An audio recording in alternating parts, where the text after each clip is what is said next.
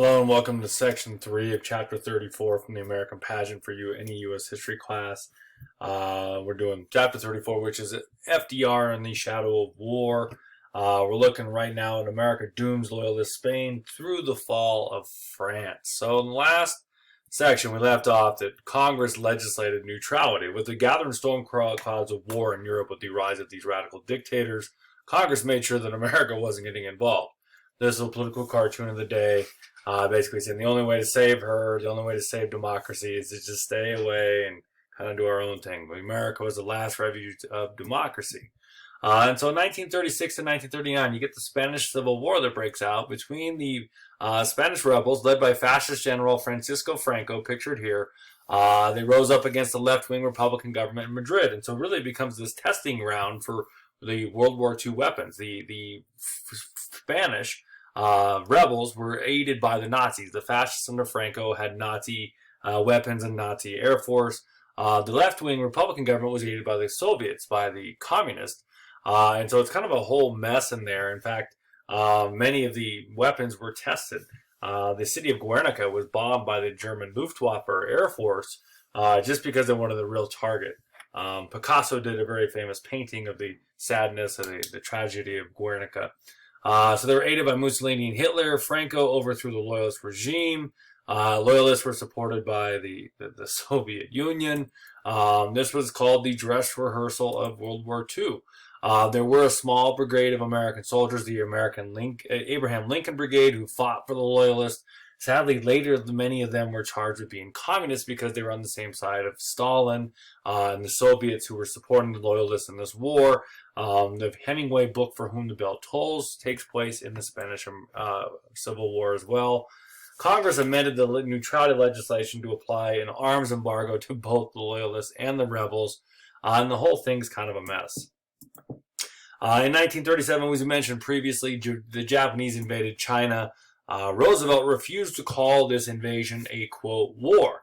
If it's not a war, if it's just an engagement or an attack, the neutrality legislation did not take effect, and so the United States could actually supply weapons to the Chinese.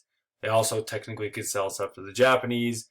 In 1937, FDR gave his very famous quarantine speech, which he proposed economic embargoes against aggressive dictators. Sadly, this picture is very graphic, and I'm sorry if it's disturbing. But this is a picture from the rape of Nanking, where they beheaded thousands and thousands of Chinese people. This is what's going on in the world. This war is terrible.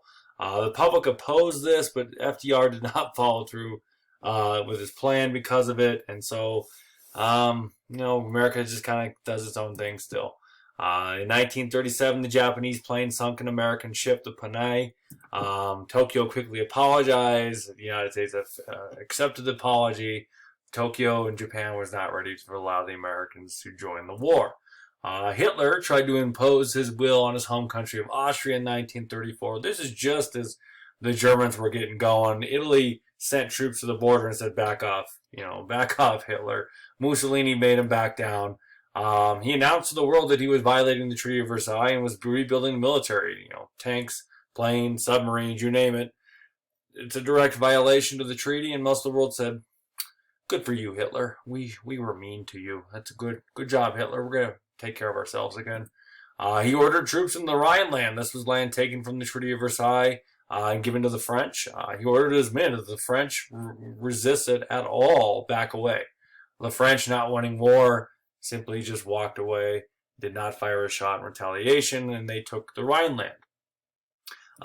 He then annexed his own country of 1938 of Austria, which is the scene for the movie, the setting for The Sound of Music, if you've seen that one. And so he always had an excuse, all German-speaking countries should be united together. Under this one, we needed to protect ourselves from the growing crazy dictators, even though he was one of them. This was our land that was taken, unjustly. And we should all be, we all speak German, we should be together like a collection. Then he wants the Sudetenland, which is this region, this mountainous region of Czechoslovakia. Czechoslovakia was formed in 1919 as a German-speaking region. And so at that point, Britain and France said, Hitler, you're in timeout. You've been a naughty little boy. You've taken the Rhineland, you've rearmed, you've taken Austria, and now you want the Sudetenland. And so they meet with him. Czechoslovakia said, we'll fight them. And they're like, Czechoslovakia, you're just a young teenage country. You don't know what you're doing. Britain and France will handle this. And so they wanted appeasement, which is where you give the aggressor what they want to avoid war. It's kind of like, when you go to a grocery store and a kid throws a little fit, you just give them the toy, give them the piece of candy, and it's not an ugly scene, is what they think they should do. So they give Hitler the land and promise for no more expansion. They're like, so Hitler, if we promise to give you the Sudetenland, you promise, you cross your heart and hope to die, you won't take any more land. And he says, I'm good, I won't take any more. Neville Chamberlain, the Prime Minister of Britain at that time, calls it peace for our time. Yeah, he was wrong. The thing is Czechoslovakia is undefendable without the Sudetenland. There's valleys, it's a bottleneck. Once German tanks can get through that, it's a wide open plain for the rest of the country. And Hitler took the rest of the country in March 1939, to which Britain and France said, Hitler, you promised. And they didn't do anything still. They're like, we're mad at you. We're not going to talk to you anymore. This is a video of Neville Chamberlain. You can look it up online.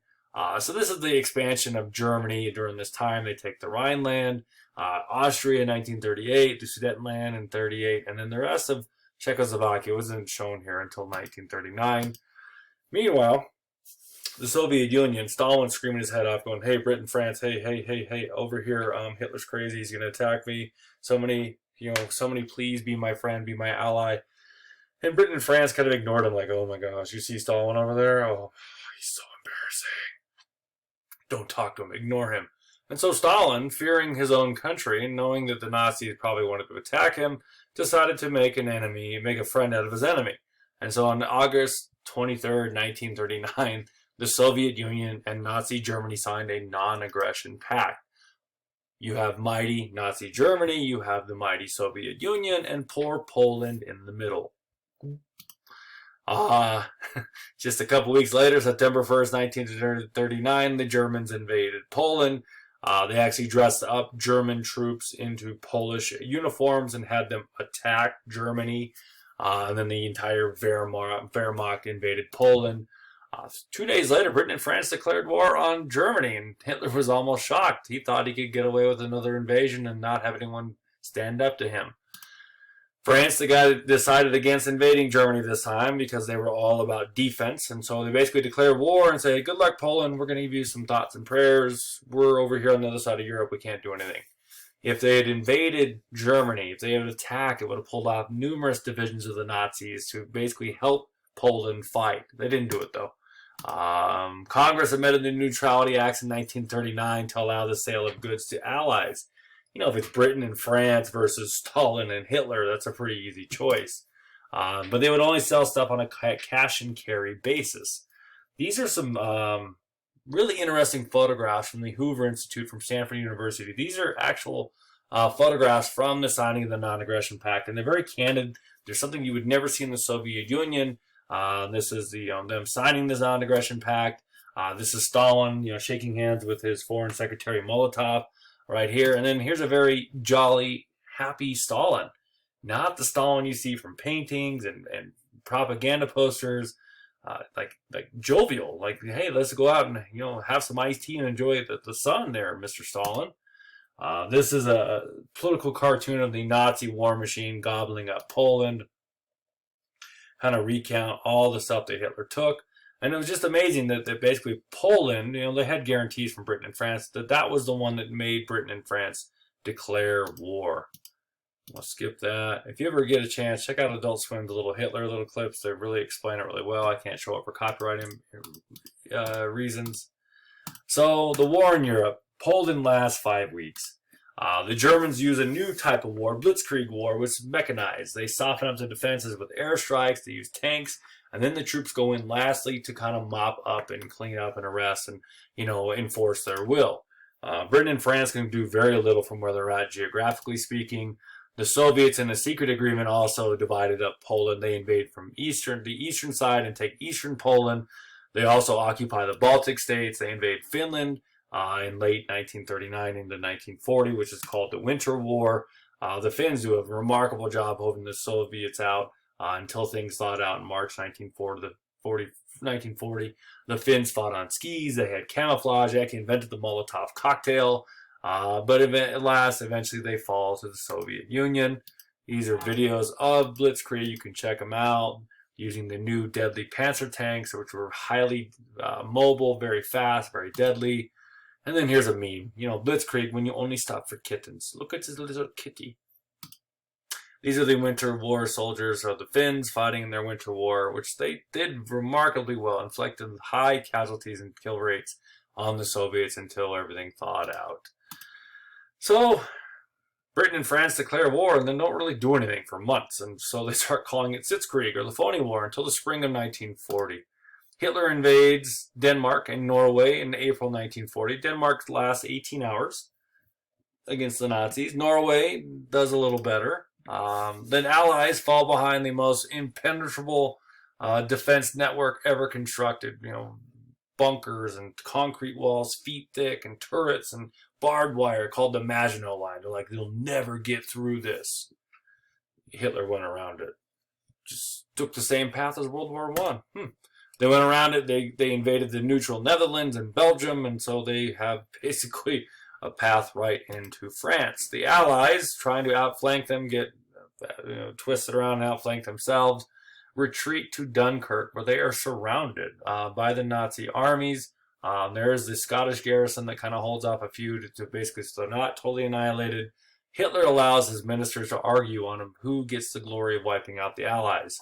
After a little bit of debate, the Luftwaffe under Erwin Göring, they decide it's their turn, but then the weather's bad. And finally, when the sky is clear, several days later, they go to bomb them. The Allies are gone. They were trapped by the sea, but they escaped via the English Channel. 900 ships were evacuated with 238,226 troops from the port of Calais. Basically, the Calais troops held the Germans off. 110,000 of these troops were French. 112 ships were sank, but these were civilian boats that were instituted by Winston Churchill. This is a meme that shows, basically, here's how you protect France, and here's the Maginot Line. It's really strong. Just go around it, go around it. So finally, without those troops there's not much left in France. The Nazis cross the Somme. They overtake Paris by June. Italy joins the war at that time because of the ultimate bandwagoners. Hey, we're winning? Yeah, we'll join your side. And the Axis powers parades their troops down the streets of Paris on June 14th, 1940, to the Champs-Élysées. I can't say it because I don't speak French. And at that point, only Britain's left to stand up to the Nazis. Congress, at that point, goes, oof, this was a shock to the United States. Like, hey, we'll be neutral. Hey, France just fell. Ooh, we better get ready.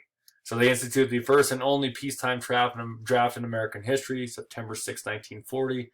And appropriated $37 billion to get the military ready, just in case. France's defeat shocked many Americans to say, we have to do something. This Hitler guy is a madman. Here's him taking his picture. He's like, look at my new tower. I took it. It's mine now. So this is the map. Everything in blue was controlled by the Nazis. The green was Nazi allies at that time. The white was neutral, and the red were the allies. You have Britain and Iceland. Don't forget Iceland. And then you have Switzerland, who's neutral, because if your army's best known for a utility knife, don't fight Nazis. We will stop there and pick that up next time.